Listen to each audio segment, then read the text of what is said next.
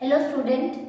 आज हम इसी यूनिट का लास्ट चैप्टर स्टार्ट करेंगे, रिप्रोडक्टिव हेल्थ। तो सबसे पहले चैप्टर स्टार्ट करने से पहले मैं आपको ब्रीफ इंट्रोडक्शन दे दूं कि इस चैप्टर के अंदर हम क्या क्या पढ़ने वाले हैं। तो first come over introduction of reproductive health.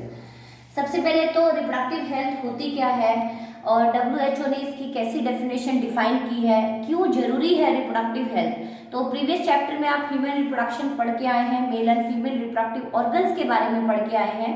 तो रिप्रोडक्टिवली यदि हमारी सोसाइटी हेल्दी रहेगी तो एक हार्मोनी बनी रहेगी।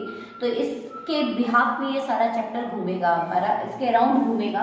तो सबसे पहले कम ओवर इंट्रोडक्शन कि इसके अंदर हम क्या क्या पढ़ने वाले हैं। तो सबसे पहले हम पढ़ने वाले हैं RCH प्रोग्राम के बारे में, reproductive and child health care programme, कि हमारे इंडिया में कैसी कैसी प्रॉब्लम्स हैं रिलेटेड टू रिप्रोडक्टिव हेल्थ और उस रिप्रोडक्टिव हेल्थ को मेंटेन करने के लिए, मतलब उसको मेंटेन करने के लिए कौन कौन सी हम स्ट्रेटेजी फॉलो करें कि सेक्स रेशियो, जेंडर रेशियो भी मेंटेन रहे, पॉपुलेशन एक्सप्लोजन को भी चेक किया जाए और transmission of STD, sexually transmitted disease की ट्रांसमिशन को भी रोका जाए। एंड मोस्ट इंपॉर्टेंट, यदि आप सुन रहे होंगे तो आज के टाइम पे सोसाइटी में बहुत क्राइम हो रहा है, दैट इज फीमेल फिटिसाइड, कि फीमेल फिटस को मदर के वूम में ही किल कर दिया जाता है and that lead to inequality in sex ratio. Gender ratio बहुत ज्यादा डिस्टर्ब हो रहा है और यदि जेंडर रेशियो डिस्टर्ब हो रहा है तो ये हमारी पूरी सोसाइटी को कैसा बना रहा है, अनहेल्दी।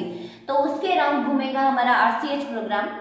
बिफोर इंडिपेंडेंस हम यदि बात करें तो अपने इंडिया में बहुत मैक्सिमम थी infant mortality rate and maternal mortality rate. क्या होती थी कि बच्चे पैदा होते ही मर जाते थे, या तो कुपोषण से मर जाते थे या मदर की एज ड्यूरिंग पार्ट्यूरेशन, जब वो डिलीवर करती थी, अर्ली मैरिज का कॉन्सेप्ट था, तो बहुत जल्दी मैरिज होती थी जिसकी वजह से वो प्री मैच्योर बेबी को डिलीवर करती थी and some time during delivery mother की भी क्या हो जाती थी, डेथ। तो डेथ रेट अपने इंडिया का बहुत ज्यादा था बिफोर 1921। हम कह सकते हैं कि इन्फेंट मोर्टेलिटी रेट और मैटरनल मोर्टेलिटी, मदर की जो डेथ रेट थी वो बहुत ज़्यादा थी। तो RCH प्रोग्राम का वैसे तो मेन मोटिव था कि दोनों की मृत्यु दर को, डेथ रेट को घटाया जाए। तो इसके बारे में हम डिटेल में पढ़ेंगे। सेकंड पढ़ेंगे हम पॉपुलेशन एक्सप्लोजन, जो हमारे इंडिया की सबसे बिग प्रॉब्लम है, या हम कह सकते हैं कि ऐसी प्रॉब्लम है जिसकी वजह से और मल्टीपल प्रॉब्लम्स अराइज हो रही हैं। सोशल इनइक्वालिटी, या हम कैसे हैं, सोशल डिस्टर्बेंस हो रही है, इकोनॉमिकली हम बहुत डाउन होते जा रहे हैं। तो इन सबके पीछे ये सब किसके अराउंड घूमता है, पॉपुलेशन एक्सप्लोजन। तो पॉपुलेशन एक्सप्लोजन के कॉज क्या है, क्यों हो रही है ये इतनी ज्यादा पॉपुलेशन, क्यों है अपने इंडिया की, इसके हार्मफुल कॉन्सिक्वेंस क्या है, यदि पॉपुलेशन इसी तेजी से बढ़ती रही तो कैसी कैसी प्रॉब्लम अराइज होगी सोसाइटी में, and remedies to sort out population explosion. ऐसे कौन से हम स्ट्रिक्ट लॉ इम्प्लीमेंट करें, या गवर्नमेंट ऐसे क्या प्लान लेके आए, या हम लोगों को कैसे एजुकेट करें to reduce population growth rate. Next come over कि अभी आप पिछले चैप्टर में पढ़ चुके कि प्यूबर्टी के बाद मेल एंड फीमेल में क्या आ जाती है, सेक्सुअल मैच्योरिटी।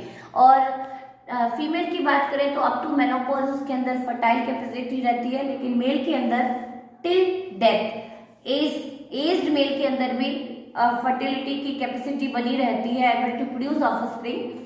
तो ऐसे हम कौन से मेथड्स यूज करें जिसके थ्रू हम कंसेप्शन को प्रिवेंट कर सके, प्रेगनेंसी को प्रिवेंट कर सकें। तो these are contraceptive device which is the major topic of this chapter, जिसमें से आपके बोर्ड में बहुत सारे क्वेश्चंस पूछे जाते हैं। कॉन्ट्रासेप्शन का मतलब क्या होता है, जो प्रेगनेंसी को बीच में रोके किसी भी वजह से, चाहे वो स्पर्म एंड ओवा की फर्टिलाइजेशन होने ना दे, या वो प्रोडक्शन ही ना होने दे गैमेट की, या उनकी मीटिंग को प्रिवेंट करे, इम्प्लांटेशन को प्रिवेंट करे। तो they all method comes under contraceptive devices, जिसके अंदर हम मेजर 2 मेथड्स पढ़ेंगे, natural and artificial methods. Detail में हम पढ़ेंगे one by one. Next come over amniocentesis. Amniocentesis सुनते ही आपको एक टर्म यहाँ पे आ रहा है सामने, एमनियो। हमने पढ़ा था कि जो बेबी होता है, फिटस होता है, वो किसके अंदर फ्लोट कर रहा होता है, एमनियोटिक फ्लूइड में। तो ये कैसा मेथड होता है, फीटल सेक्स डिटर्मिनेशन टेक्निक होती है, या बच्चे के अंदर जन्म से पहले, बिफोर बर्थ, बिफोर पार्टुरेशन, यदि उसके अंदर कोई जेनेटिक डिसऑर्डर है, क्रोमोसोमल एबनॉर्मेलिटी है, तो उसका गर्भ के अंदर, यूट्रस के अंदर ही पता लगा लेना, उस मेथड को क्या बोलते हैं, एमनियोसेंटेसिस। हालांकि ये मेथड बहुत ही अच्छा था, जिसके थ्रू बहुत सारे क्रोमोसोमल डिसऑर्डर को डिटेक्ट कर लेते थे before birth of young one, या बिफोर पार्टुरेशन, लेकिन इस मेथड को बहुत ग्रेटली मिसयूज किया जाने लगा और फीमेल फिटिसाइड का रेट बढ़ता चला गया, जिसकी वजह से इस मेथड को बैन कर दिया। तो इसके बारे में पढ़ेंगे। Next come over MTP, medical termination of pregnancy. Term से क्लियर हो रहा होगा, medical termination of pregnancy. Pregnancy 9 month की चलती है, यदि बीच में ही उसको डेलिबरेटली टर्मिनेट करा दिया जाए तो उसके लिए हम टर्म क्या यूज करते हैं, एमटीपी। तो एमटीपी को भी इंडिया में लीगलाइज्ड किया जा चुका है to check female foeticide rate. MTP क्यों की जाती है, सपोज कोई रेप विक्टिम है, उसको प्रेगनेंसी, वो कंसीव हो गई, तो उस केस में सजेस्ट कर देते हैं, या मदर एंड बच्चे को, होने वाले बच्चे को कोई ऐसी लीथल डिजीज है, कोई मेंडेलियन डिजीज है, कोई जेनेटिक डिजीज है, कोई क्रोमोसोमल डिजीज है और वो ट्रीटेबल नहीं है, बच्चा जो पैदा होगा वो जन्मजात ही कंजेनाइटल कोई डिसऑर्डर होगा, उसको क्रोमोसोमल डिसऑर्डर होगा, तो उस केस में एमटीपी सजेस्ट की जाती है। नेक्स्ट टॉपिक हम पढ़ेंगे इसमें STD, sexually transmitted disease, venereal disease और आरटीआई। तीनों का मीनिंग सेम ही है, बस टर्म अलग अलग यूज किए हमने। रिप्रोडक्टिव ट्रैक्ट इन्फेक्शन, यहाँ पे हम एग्जाम्पल पढ़ेंगे, जैसे आपने कॉमन एसटीडी पढ़ा ही है, एड्स पढ़ा है आपने, हेपेटाइटिस पढ़ा है, तो कुछ और हम कॉमन बैक्टीरियल एसटीडी पढ़ेंगे, causing agent, symptoms and how to prevent STD. ऐसे कौन से कॉन्ट्रासेप्टिव यूज करें जिससे एसटीडी को प्रिवेंट कराया जाए। नेक्स्ट लास्ट टॉपिक इस चैप्टर का, the most important again, infertility. What do mean by infertility, जहां पे male couple not able to produce offspring even after sexual cohabitation के बाद भी वो बच्चे पैदा कर पाने की टेंडेंसी नहीं है उनके अंदर या नहीं पैदा कर पा रहे, तो ऐसे कपल्स को क्या कहा जाता है, इनफर्टाइल। तो कौन कौन से ऐसे मेथड्स मेडिकल साइंस ने इन्वेंट किए हैं जिसके थ्रू हम इनफर्टाइल कपल को फर्टाइल कपल में क्या कर सके, चेंज कर सके, ट्रांसफॉर्म कर सके, या उनके अंदर भी हम कैपेबिलिटी डेवलप कर सके to produce own offspring, and that method is said to be ART assisted reproductive technique. नाम से क्लियर है, असिस्टेड, असिस्ट की गई है किनको, इनफर्टाइल कपल को, ताकि वो किस में कन्वर्ट हो जाए, फर्टाइल कपल में। तो ये again most important topic, 5 mark का क्वेश्चन भी कई बार आया हुआ है कि name any 5 techniques suggested by medical practitioner to the infertile couple to convert them into fertile one। ऐसे कौन से मेथड है, तो सबसे पहले जो बिल्कुल कॉमन आप लोगों ने सुना होगा, test tube baby programme. IVF centre बहुत सारे आसपास खुले हुए हैं, तो इसके अंदर हम IVF, in vitro fertilisation, test tube baby के बारे में पढ़ेंगे। फिर हम गिफ्ट पढ़ेंगे, एक्सी पढ़ेंगे, एआई पढ़ेंगे, सरोगेसी। 1 by 1 मैं सारे मेथड्स आपको एक्सप्लेन करूंगी with principle, with their utility and with their efficacy rate, कि कितना सक्सेसफुल रेट है इनका। तो next come over our first topic, RCH programme. क्या होता है आरसीएच और हमारे इंडिया में इस आरसीएच की जरूरत क्यों पड़ी। आपको पता ही है अपना इंडिया कैसा नेशन है, डेवलपिंग नेशन है, और सबसे जो मेजर इशू है यहाँ पे बढ़ती पॉपुलेशन। हमारी पॉपुलेशन बहुत तेजी से बढ़ रही है और बहुत ज़्यादा यहाँ पे मोर्टिलिटी रेट है। तो एक प्रोग्राम चलाया गया अपने इंडिया में, आरसीएच प्रोग्राम। तो बिफोर एक्सप्लेनिंग दिस टॉपिक, सबसे पहले come over reproductive health. Reproductive health सुनते ही आपके दिमाग में क्या आता है कि हमारा रिप्रोडक्टिव ऑर्गन प्रॉपरली फंक्शन करे, फिजिकली भी, फिजियोलॉजिकली भी, उसको हमने क्या कहा, रिप्रोडक्टिव हेल्थ। लेकिन WHO ने इसके लिए थोड़ा सा चेंज कर दिया डेफिनेशन। वो कहता है कि according to WHO, world health organisation, it is defined as physical, psychological, social well-being of individual with respect to reproductive system, with respect to reproductive system। ध्यान से सुने, इसमें क्या कहा गया कि एक पर्सन है, उसका रिप्रोडक्टिव ऑर्गन हेल्दी है, वो पूरी तरह से हेल्दी है, फिजिकली भी और फिजियोलॉजिकली भी, लेकिन उसका बिहेवियर अच्छा नहीं है। सोशल में कुछ ऐसे सेक्स रिलेटेड वो क्राइम करता है या ऐसे कुछ सेक्स रिलेटेड वो मिथ एक्टिविटी करता है, तो क्या हम उसको रिप्रोडक्टिवली हेल्दी मानेंगे? नहीं। तो इसने कहा कि भले ही वो फिजिकली हेल्दी हो, लेकिन उसका सेक्सुअल सिस्टम या उसका बिहेवियर सेक्स से लेके अदर अनरिलेटेड सेक्स को लेके, जैसे कुछ मेल बहुत ही अनवांटेड या डिजायर एक्टिविटी करते हैं, तो हम उनको रिप्रोडक्टिवली हेल्दी नहीं मानेंगे। तो अकॉर्डिंग टू WHO कि यदि उसका रिप्रोडक्टिव ऑर्गन भी फंक्शन प्रॉपर कर रहा है, साइकोलॉजिकली भी वो अच्छा है और उसका बिहेवियर भी रिलेटेड टू अनरिलेटेड सेक्स, यदि मेल है तो उसका फीमेल के साथ और फीमेल है तो मेल के साथ सेक्सुअली यदि बिहेवियर अच्छा है, बिल्कुल एक हार्मोनियस एनवायरनमेंट है, तो हम उसको कैसा मानते हैं, रिप्रोडक्टिवली हेल्दी। तो WHO ने इसका टर्म थोड़ा सा डेफिनेशन इसको चेंज कर दिया। Next come over RCH programme, यहाँ से अपना मेन चैप्टर स्टार्ट होता है। तो RCH का मतलब होता है reproductive and child health care programme. नाम से क्लियर हो रहा है आपको कि जिसमें रिप्रोडक्टिव सिस्टम को भी हेल्दी रखना है और चाइल्ड हेल्थ केयर, चाइल्ड के हेल्थ के ऊपर ध्यान देना है। मेन फोकस किसके ऊपर रहेगा, मेन फोकस किसके ऊपर रहेगा बेटा, यहाँ पे child health care. Child health care का मतलब जब बच्चा अपने मदर के वोम में है उस टाइम पे भी, वो पैदा हो रहा है उस टाइम पे भी, और पैदा होने के बाद भी। इसका मतलब प्री नेटाल जब वो मदर के वोम में था, गर्भ में था, नेटाल जब उसकी डिलीवरी हो रही थी, and postnatal after delivery 6 month 1 year बहुत ही क्रूशियल होते हैं यंग वन के लिए। तो आपने देखा भी होगा गांव के अंदर जितने भी अपने पॉलीक्लिनिक हैं या प्राइमरी हेल्थ केयर सेंटर है, वहाँ पे प्रेग्नेंट लेडी को न्यूट्रिशियस डाइट दी जाती है, उनको फॉलिक एसिड के टैबलेट्स दिए जाते हैं, उनको विटामिन के सप्लीमेंट दिए जाते हैं ताकि उसके होने वाला बच्चा कैसा हो, हेल्दी हो। इवन यदि आप देखें तो उनको उन प्राइमरी हेल्थ केयर सेंटर में 24 आवर्स इमरजेंसी फैसिलिटी प्रोवाइड की जाती है डिलीवरिंग लेडी के लिए ड्यूरिंग पार्टुरेशन। ऐसी सुविधा दी गई है कि उसकी डिलीवरी कहाँ हो, हॉस्पिटल में हो।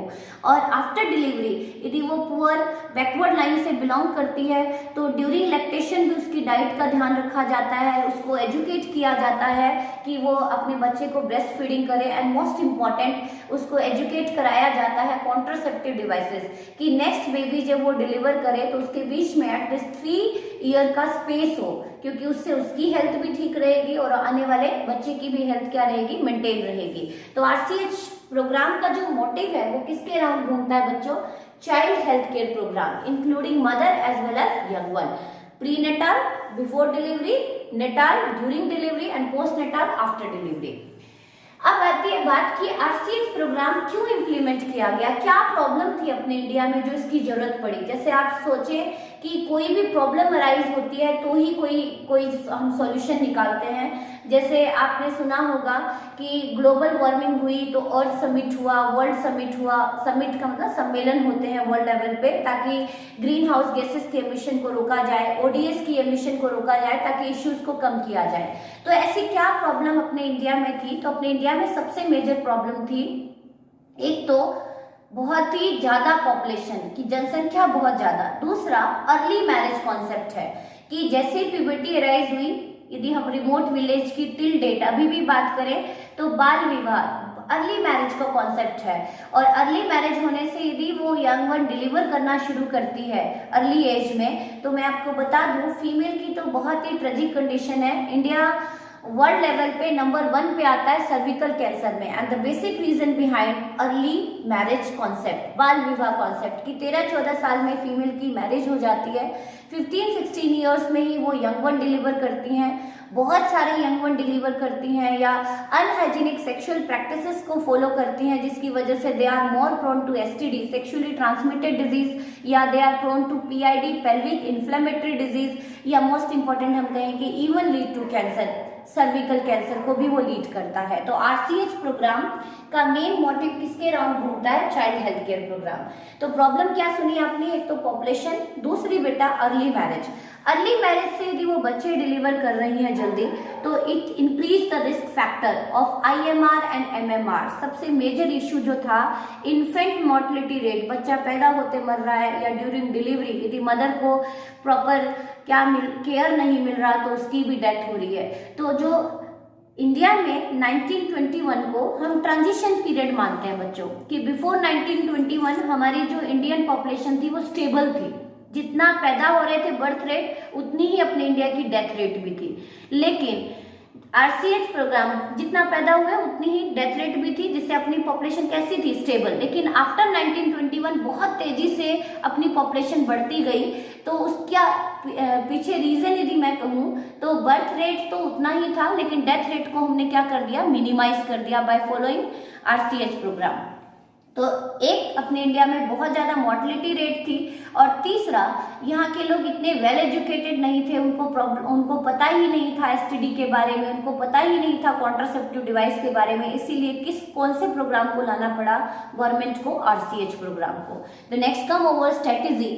ये जो आरसीएच प्रोग्राम है, इसका मेन मोटिव है कि सोसाइटी कैसी रहे, हेल्दी रहे, हेल्दी फिजिकली भी, मेंटली भी, सोशली भी, एंड मोस्ट इंपॉर्टेंट रिप्रोडक्टिवली भी। तो आरसीएच प्रोग्राम का स्ट्रेटेजी टू ऑपरेट, या स्ट्रेटेजी क्या थी आरसीएच प्रोग्राम की, जिससे हम रिप्रोडक्टिवली हेल्थ को मेंटेन कर सके। तो सबसे पहला, प्रोवाइड मेडिकल असिस्टेंस। किसको मेडिकल असिस्टेंस देना है, किसको मेडिकल असिस्टेंस का मतलब फैसिलिटीज, किसको मेडिकल फैसिलिटीज देनी है, मदर को देनी है ड्यूरिंग डिलीवरी या बिफोर डिलीवरी, ताकि किसको रिड्यूस किया जाए, एमएमआर, मैटरनल मोर्टेलिटी रेट, और इन्फेंट मोर्टेलिटी रेट, मदर की डेथ रेट को कम किया जाए और बच्चों की डेथ रेट को कम किया जाए। तो यदि मैं सबसे प्राइम पोजीशन पे रखूं तो आरसीएच का मेन मोटिव क्या था, मेन मोटिव था मैटरनल मोर्टेलिटी रेट और इन्फेंट मोर्टेलिटी रेट को कम करना। सेकेंड, बच्चा पैदा हो गया लेकिन यदि उसका रिमोट एरिया में उसका टीकाकरण ना हो, इम्यूनाइजेशन ना हो, तो उसकी इम्यूनिटी बूस्ट नहीं होगी, आने वाले टाइम पर उसको बहुत सारी ड्रीडेड डिजीज हो सकती है, उसकी डेथ हो सकती है। तो लार्ज स्केल पे प्रोग्राम चलाए जाते हैं, इम्यूनाइजेशन प्रोग्राम। आपने सुना भी होगा पल्स पोलियो प्रोग्राम, जो अपने इंडिया में किसी भी एक रविवार को कंडक्ट कराया जाता है, जिसके ब्रांड एम्बेसडर हैं हमारे अमिताभ बच्चन। तो आपने सुना ही होगा। तो इम्यूनाइजेशन एंड वैक्सीनेशन प्रोग्राम का मेन मोटिव है बच्चों की इम्यूनिटी को बूस्ट करना। जैसे बहुत सारे पोलियो प्रोग्राम आपने सुने होंगे, PPP, pulse polio program, pulse polio program. उसी तरह से आपने सुना होगा rotavirus vaccine, BCG vaccine, etcetera. इन सब का मेन मोटिव क्या है कि बच्चों के अंदर इम्यूनिटी को बूस्ट कराया जाए। तीसरा आ जाते हैं एजुकेट पीपल रिगार्डिंग कॉन्ट्रासेप्टिव, कि एक तो बच्चे इतने पैदा होंगे तो पॉपुलेशन तेजी से बढ़ती जा रही है, तो पॉपुलेशन को चेक कैसे किया जाए, क्योंकि हमने मोर्टेलिटी रेट को तो डाउन कर दिया, हमने अपनी मेडिकल फैसिलिटीज को एडवांस कर लिया। तो बाय स्पेसिंग चिल्ड्रन, या तो यदि 2 बच्चे हो चुके हैं तो फर्दर कॉन्ट्रासेप्टिव यूज करके, परमानेंट या रिवर्सिबल मेथड्स को यूज करके प्रेगनेंसी को प्रिवेंट कराया जाए। तो कॉन्ट्रासेप्टिव डिवाइस का मेन मोटिव क्या है, टू स्पेस बिटवीन 2 चिल्ड्रन, ताकि मदर और बच्चे की हेल्थ ठीक रहे। और तीसरा, पॉपुलेशन एक्सप्लोजन को चेक करना। चौथा आ जाते हैं sex education should be, must be, हम कह सकते हैं एडमिनिस्टर्ड इन स्कूल करिकुलम। जरूर इसको स्कूल करिकुलम में ऐड किया जाना चाहिए, must be administered in school curriculum. क्यों ऐड करना चाहिए इसको स्कूल करिकुलम में, क्योंकि जैसे मैं कहूँ कि एज ए मेडिकल स्टूडेंट आप लोग पढ़ चुके हैं सारी चीज़ें कि हमारे रिप्रोडक्टिव ऑर्गन्स कैसे वर्क करते हैं, कौन कौन सी इश्यूज आती हैं या बॉडी में चेंजेस कैसे आते हैं। जैसे प्यूबर्टी अराइज हुई तो क्यों ब्रेस्ट का साइज इनलार्ज होना शुरू हो गया, why pubic hairs arise in genital organs. तो ये सारे बच्चों के अंदर बहुत क्यूरियोसिटी को लीड करते हैं। तो सेक्स करिकुलम को, सेक्स एजुकेशन को यदि हम स्कूल करिकुलम में ऐड करेंगे तो बच्चों के अंदर जो मिथ है किसको लेके, सेक्स को लेके या डिफरेंट जेंडर को लेके या सेक्स रिलेटेड कोई एक्टिविटीज को लेके या प्रोसेस को लेके या कोई भी अपीयरेंस आ रही है बॉडी में, चेंजेस आ रहे हैं प्यूबर्टी को, उसको लेके, उन सारे मिथ को शॉर्ट आउट करने के लिए स्कूल में किसको एडमिनिस्ट्रेट किया जाना चाहिए, सेक्स एजुकेशन को। कुछ स्कूलों में सेंट्रल गवर्नमेंट ने ऐसी स्कीम लाई है, कुछ ऐसे लोग जाते हैं, वॉलंटियर्स जाते हैं, एनजीओज के मेंबर जाते हैं जो बच्चों को, स्पेशली टीनेजर एज ग्रुप को जिनकी प्यूबर्टी अराइज होने वाली है, उनको एजुकेट करते हैं to reduce sex related crime in society. Main motive क्या है, सोसाइटी में सेक्स रिलेटेड क्राइम को खत्म करना। और दूसरा, जो प्यूबर्टी अराइज हो रही है बच्चों को, जो उनकी बॉडी में अनवांटेड चेंजेस आ रहे हैं, उसके रिगार्डिंग उनको एजुकेट करना। Next, educate people regarding STD. जैसे आप पढ़ ही चुके हैं कि जो एड्स है वो टिल डेट अब तक भी इनक्योरेबल डिजीज है और वो मेनली किससे फैलती है, सेक्सुअल इंटरकोर्स से, किसी भी अदर पर्सन के साथ सेक्सुअल इंटरकोर्स या निडल के थ्रू। तो उन लोगों को किसके रिगार्डिंग एजुकेट करना, एसटीडी की, एसटीडी कैसे फैलती है, एसटीडी के सिम्टम्स क्यों है, क्यों इसके ऊपर ज्यादा फोकस किया जाता है, क्योंकि यदि मैं इसके बारे में थोड़ा सा बताऊं तो एसटीडी अर्ली स्टेज में एसिम्प्टोमेटिक रहती है। What do mean bye asymptomatic? कि प्राइमरी सेकेंडरी स्टेज में एसटीडी के कोई सिम्टम्स नहीं आते। सिंपल सिम्टम्स कहूँ तो बर्निंग सेंसेशन ड्यूरिंग यूरिनेशन, कि जब यूरिन पास आउट करते हैं तो जलन होती है, that is the primary symptoms of STD. तो लोग इनके ऊपर ध्यान नहीं देते। या माइल्ड इचिंग हो रही है जेनिटल ऑर्गन्स में, तो उसको क्या कहा जाता है कि इट इज द, ये नॉर्मल होगा। लेकिन जब तक इस डिजीज को डिटेक्ट करते हैं तब तक ये किस में पहुंच चुकी होती है? ड्रेडेड फॉर्म में। तो एसटीडी के बारे में लोगों को एजुकेट करना इसलिए भी जरूरी है क्योंकि अर्ली स्टेज में कैसी रहती है? It remain asymptomatic. एसिम्प्टोमेटिक का मतलब there is no arrival of symptoms, या सिम्टम्स इतने माइल्ड होते हैं कि लोग इनकी तरफ ध्यान देते ही नहीं। नेक्स्ट, स्टैच्यूटरी बैन ओवर या लीगल बैन ओवर एमनियोसेंटेसिस। अभी अभी मैंने बताया कि एमनियोसेंटेसिस एक ऐसी टेक्निक है जिसके थ्रू हम बच्चे के अंदर कोई भी क्रोमोसोमल डिसऑर्डर, कि उसको यदि क्रोमोसोम से रिलेटेड या उसको कोई भी ऐसी कंजेनाइटल डिसऑर्डर है उसका पता लगाते हैं। लेकिन इस टेक्निक को मिसयूज किया जाने लगा, किसको किल करने के लिए? फीमेल फीटस को, मदर के वूम में टर्मिनेट किया जाने लगा प्रेगनेंसी को। तो इसीलिए इस टेक्निक पे अब क्या लगा दिया गया है? बैन लगा दिया गया है कि विदाउट मेडिकल, आप कहें कि विदाउट गवर्नमेंट, जब तक गवर्नमेंट ऑर्डर नहीं देती कोई मेडिकल प्रैक्टिशनर भी इस टेस्ट को कंडक्ट नहीं करा सकते। मतलब सभी प्राइवेट लैब में इस टेस्ट को पूरी तरह से क्या कर दिया गया है? बैन कर दिया गया है। मेन मोटिव क्या है? फीमेल फिटस को ना किल किया जाए और जेंडर रेशियो को मेंटेन किया जाए। Next, family planning programme. अब थोड़ा सा इसके बारे में मैं आपको बता दूं, पिछले साल क्वेश्चन भी आया था इसके ऊपर। फैमिली प्लानिंग प्रोग्राम, दो टर्म आप लोअर क्लास में पढ़ के आए हैं, ट्यूबेक्टोमी एंड वेसेक्टोमी, कि यदि फैमिली कंप्लीट हो गई है तो मेल के लिए वेसेक्टोमी, फीमेल के लिए ट्यूबेक्टोमी। स्टरलाइजेशन टेक्निक है, सर्जरी के through fallopian tube and Vasa differentia को कट एंड टाई कर दिया जाता है and it is reversible method. उसके बाद कपल प्रोजेनी प्रोड्यूस नहीं कर पाता। इसका मेन मोटिव था कि पॉपुलेशन ग्रोथ रेट को रोका जाए। तो ये जो प्रोग्राम है सबसे पहले कहाँ इनिशिएट किया गया था? अपने इंडिया में। अब आप हंसेंगे कि भले ही पॉपुलेशन एक्सप्लोजन, सबसे ज्यादा जनसंख्या जो ग्रोथ रेट है पॉपुलेशन की वो अपने इंडिया में है, लेकिन इसमें भी नंबर 1 पे अपना इंडिया ही रहा है। ड्यूरिंग इंदिरा गांधी गवर्नमेंट हमारे इंडिया में सबसे पहले फैमिली प्लानिंग प्रोग्राम को इम्प्लीमेंट कराया गया था। तो पूछा भी जा सकता है कि name the country first install और initiate the program to control family या to control the population growth rate, to check population growth rate. तो फैमिली प्लानिंग प्रोग्राम इनिशिएटेड और first started in India in 1951। तो year आपको learn करना पड़ेगा। Provide incentive to drug research institute. अब आपने सुना कि यदि आप थोड़ा सा रिकॉल करें तो हमारा मेन मोटिव क्या था? एक तो मोर्टेलिटी रेट को चेक करना, पॉपुलेशन ग्रोथ रेट को चेक करना और अनवांटेड प्रेगनेंसी को प्रिवेंट कराना। तो इन सब तीनों पॉइंट के पीछे घूमता है कॉन्ट्रासेप्टिव डिवाइस। कि यदि कॉन्ट्रासेप्टिव डिवाइस अच्छे होंगे, जिसके कोई साइड इफेक्ट नहीं होंगे, तो लोग भी उसको यूज करेंगे और पॉपुलेशन धीरे धीरे ग्रोथ रेट क्या होती जाएगी? कम होती जाएगी। तो provide incentive to drug research institute, कि जो आरसीएच प्रोग्राम है ये बहुत सब्सिडीज देती हैं, पैसे देती हैं, इंसेंटिव देती हैं कुछ ड्रग रिसर्च इंस्टीट्यूट को कि ऐसे ऐसे कॉन्ट्रासेप्टिव ढूंढे जाएं जो चीपर भी हो, सस्ते भी हो, यूजर फ्रेंडली भी हो एंड मोस्ट इंपॉर्टेंट एसटीडी को भी प्रिवेंट करते हो। और यदि हम बात करें तो उसके नील साइड इफेक्ट हो बॉडी में। For example, to develop better contraceptive with nil side effect. For example, CDRI, central drug research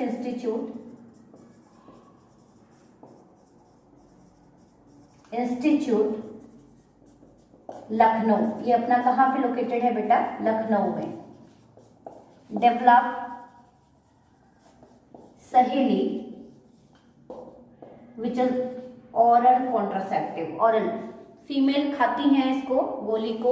ऑरल contraceptive है ये, जो कंसेप्शन को प्रिवेंट करती है। इससे पहले इंडिया में Mala D that is commonly oral contraceptives are used, लेकिन उसके बहुत ज़्यादा साइड इफेक्ट थे दैट इवन लॉन्ग, यदि बहुत लंबे टाइम तक फीमेल उसको यूज़ करिए तो it lead to even breast cancer. तो जो CDRI लखनऊ ने वो कौन सी मेडिसिन डिस्कवर की, सहेली, जिसके अंदर डेरिवेटिव्स यूज होते हैं हॉर्मोन्स की, आगे मैं एक्सप्लेन करूंगी ऑरल कॉन्ट्रासेप्टिव में। और भी अभी रिसेंटली कॉन्सेप्ट डेवलप कराई है, एक और डेवलप कराई है कॉन्सेप्ट, रीठा बेस्ड स्पर्मिसाइडल क्रीम, नाम से क्लियर हो रहा होगा आपको। ऐसी क्रीम जो स्पर्म को क्या कर दे, किल कर दे, रीठा बेस्ड, बिल्कुल नेचुरल इंग्रेडिएंट यूज किया गया है, तो ये किसी भी तरह के साइड इफेक्ट लीड नहीं करती। तो RCH प्रोग्राम के थ्रू हमने कौन से मोटिव को फुलफिल कर लिया, हमने इस मोटिव को फुलफिल कर लिया कि हमने MMR और IMR दोनों को क्या कर दिया, रिड्यूस कर दिया। तो नेक्स्ट टॉपिक में हम पढ़ेंगे पॉपुलेशन एक्सप्लोजन। Thank you.